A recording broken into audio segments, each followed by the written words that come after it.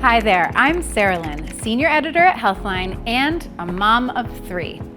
I know how it feels to wonder if you might be pregnant, both when you're hoping to have a baby and also when you're hoping not to have a baby. Both of those are equally vulnerable times, and it's easy to read into all the signs and symptoms, analyzing how your body feels every single moment of the day.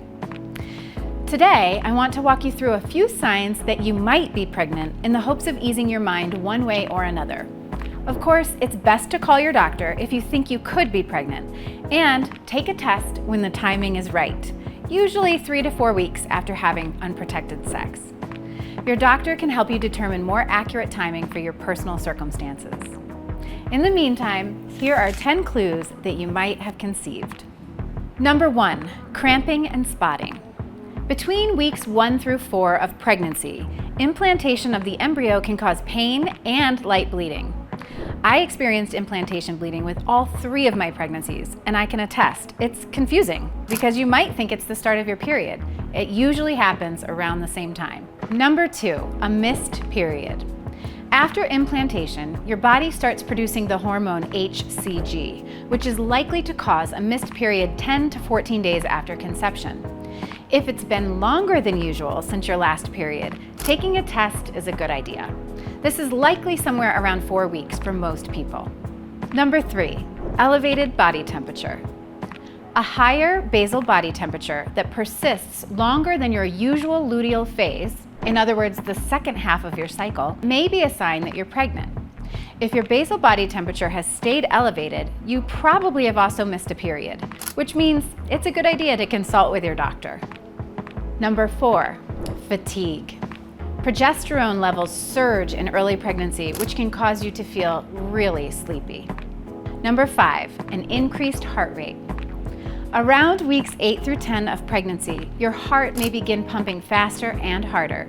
It will continue to increase slightly over the course of the pregnancy. Number 6, tingling or aching breasts. Between 4 to 6 weeks, you're likely to experience tender and/or swollen breasts due to hormonal changes.